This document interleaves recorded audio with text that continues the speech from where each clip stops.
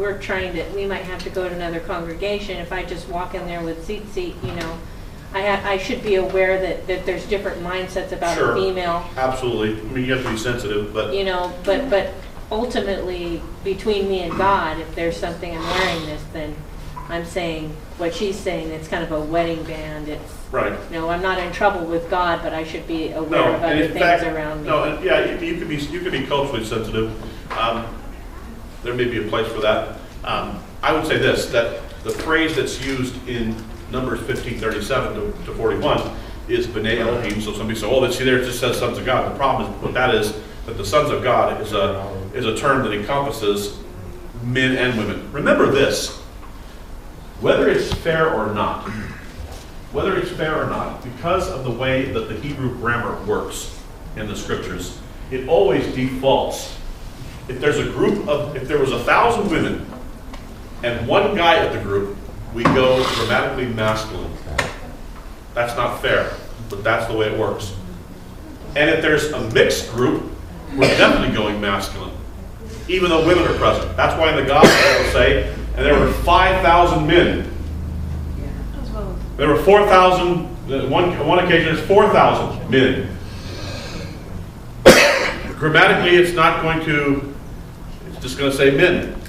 And the Hebrew scripture does that all the time. So B'nai Israel, sons of Israel, you look at it grammatically, it sounds like men, but there's a place, for instance, where it says the sons of Israel who opened the womb.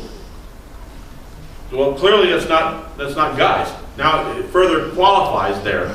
So unless it's further qualified, sons of Israel should be everybody. Okay, unless qualified. Yes. In all fairness, this wasn't an issue 60 years ago. I agree. So I personally, because I don't like PC anything, I tend to ignore that. I agree. I'm wholeheartedly agree with you. Rebel. There's a lot of PC Not stuff, so conformist. I'm just addressing that part of it. All right. In some places, though, when they're talking about the number of people, you got to realize the context they're talking in, because these are people that can carry arms. Usually that means men. Yeah, true. Unless Good you're in point. Texas. Okay, so one last thing. And we've run out of time on all this, but okay, so the Ark of the Covenant. The Ark of the Covenant. I want to make two observations. We have this box that's in the most holy place. It's the most holy place. It's a very small chamber. In there is a box that's not very big. There is no physical representation of God. This ark is the footstool. He sits, the text tells us, he sits enthroned above the cherubim. This enthronement is on a chariot of fire. That's why in the wilderness, by night there's a pillar of fire, and by day it's a cloud. The Psalms tell us, as well as other texts in the prophets, that God rides the clouds, and that his chariot is a chariot of fire. So there's a chariot of fire that he rides. So this throne of God has also chariots of fire all around it, as kind of an entourage army. This is why he's called Lord of Armies. Here's the kicker. You can't see this army. Normally. They are weaponized with swords that are also on fire. And around this throne chariot of God are cherubim and seraphim. They are also on fire. So we have two types of malakim, so to speak. Cherubim, seraphim. And they are on fire. Go with me to 2 Kings chapter 6. 2 Kings chapter 6.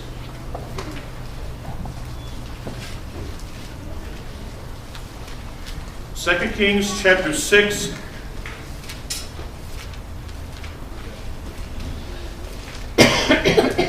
And we'll pick up the reading in verse 16. This is the prophet speaking. 2 So he answered and said, "Do not fear, for those who are with us are more than those who are with them." And Elisha prayed and said, "Lord, I pray, open his eyes that he may see." Then the Lord opened the eyes of the young man, and he saw, and behold, the mountain was full of horses and chariots of fire all around Elisha.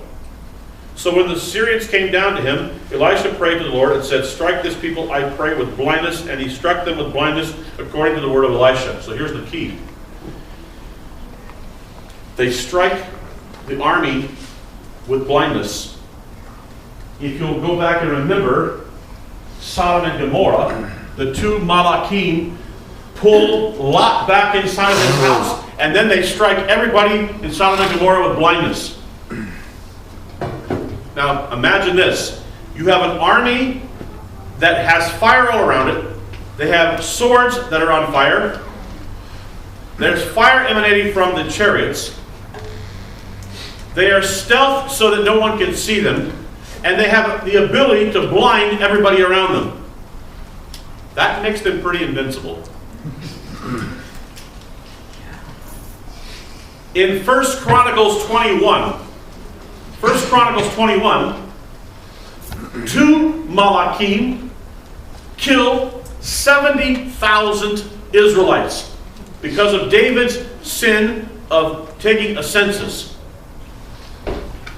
On another occasion, one of these Malachim destroys in 185,000 from Assyria.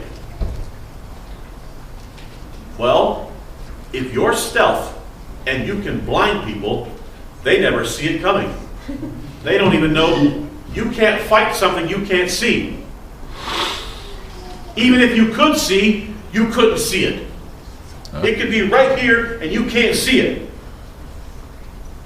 These cherubim, we know that they have flaming swords because if you'll go back and remember Genesis chapter 3,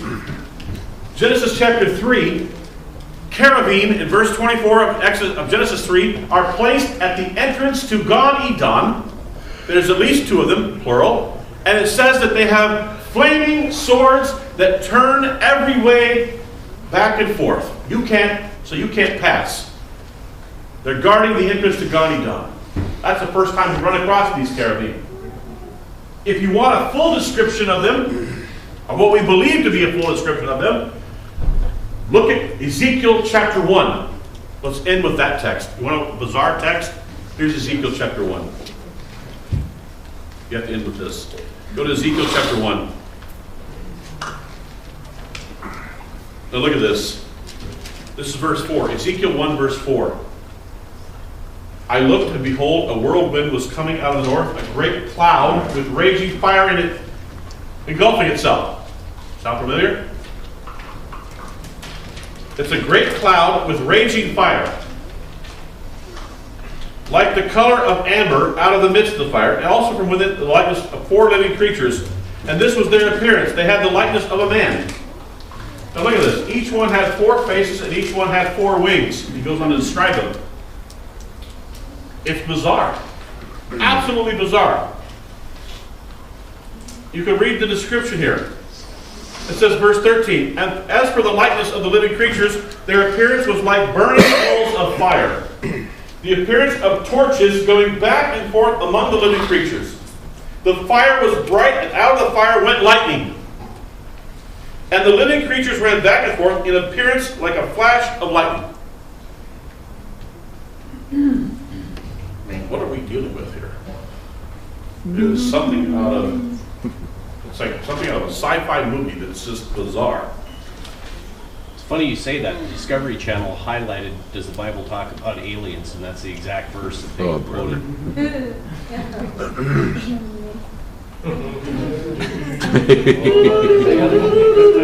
Welcome to the Twilight Zone.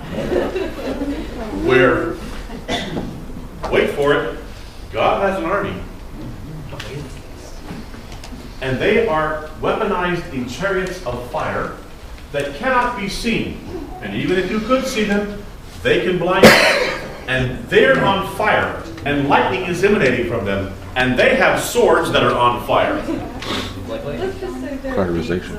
And they can, and by the way,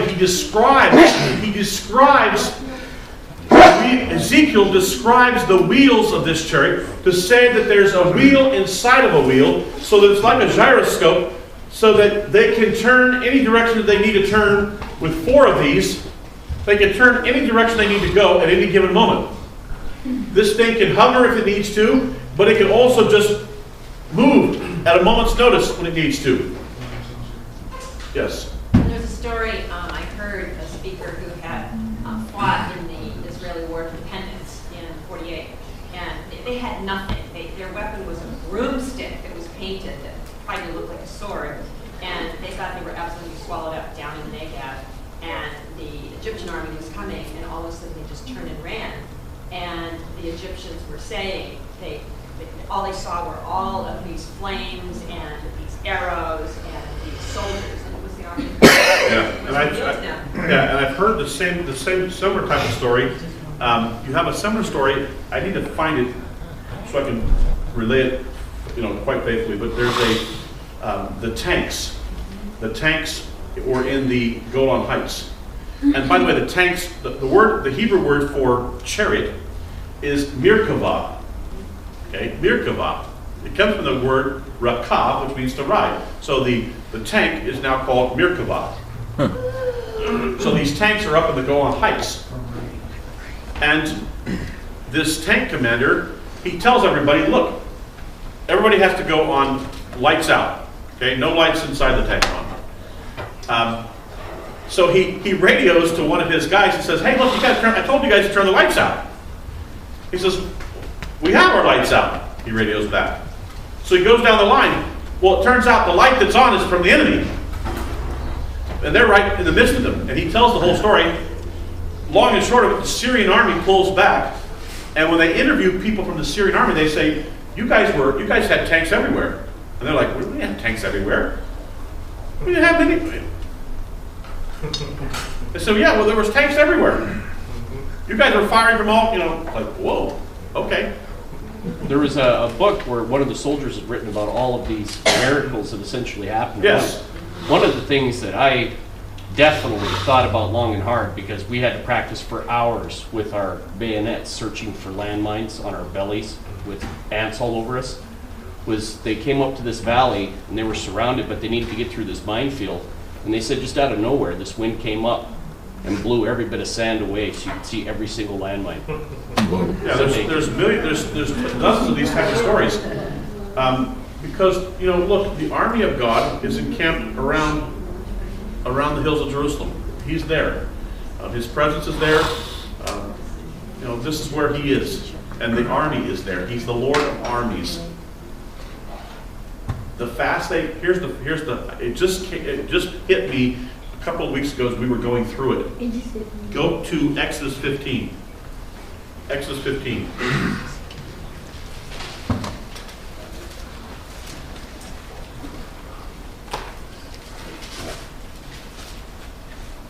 I don't know how most of your translations read it, but listen to this. So here's how the text reads in Hebrew.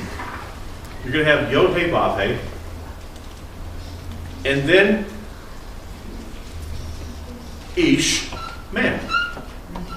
Yod He Vav He, Ish. It says 15 what? Verse 3. It says this, Yod He Vav He, and I'm going to translate it, is a man, is a man. Now, if I didn't want it to be thought that he couldn't be human, to put Ish and Yod He Vav He side by side, but it says this, Yod He Vav He, Ish Milkama, war, from Lakam, to fight. He's a man of war. Yod He Vav He is his name. But he's a man of war, a man of battle. He's got an army. He leads this army against those who fight against his people. It's very interesting, again, then, that you have in Joshua 5, the captain of the army of God saying to Joshua, I'm a man. And yet this man This man has a drawn sword, and he accepts worship from Joshua and tells him, take off your shoes, you're on holy ground. Last thing we have to talk about real quick, I said I'd mention this one as well. I mentioned this last time. You have the holy place, we have the most holy place, which houses the ark, the footstool of God. In the holy place, as you walk into it, to your left is the menorah, to your right is the table, what they call the table of showbread. Directly in front of you is the altar of incense. Okay, so then there's behind the altar of incense, separating the holy place from the most holy place, is a parochet, a veil. And there's been all kinds of discussion as to why this veil, when Yeshua dies, is torn. Let me postulate, like I did last time, why I think it was torn. What the significance of it is I think that and I get this from the book of Hebrews, that the antechamber of the holy place, where we have the menorah, altar of incense, table of showbread, is a picture of this world. It's a picture of this world. The most holy place is a picture of the world to come, the reign of God, under the priesthood of God. And when this veil is torn, the way between the world that is and the world that is to come has been breached. And now, because of Yeshua's sacrifice in time, the way has been made to where eternity and the present have coalesced. And Yeshua was already doing this while he was here on the earth. He was already borrowing, if I could use that term, borrowing from eternity and bringing it into time. He was already doing that. Let us not forget that time is a creation from God. That he can enter into and exit at will.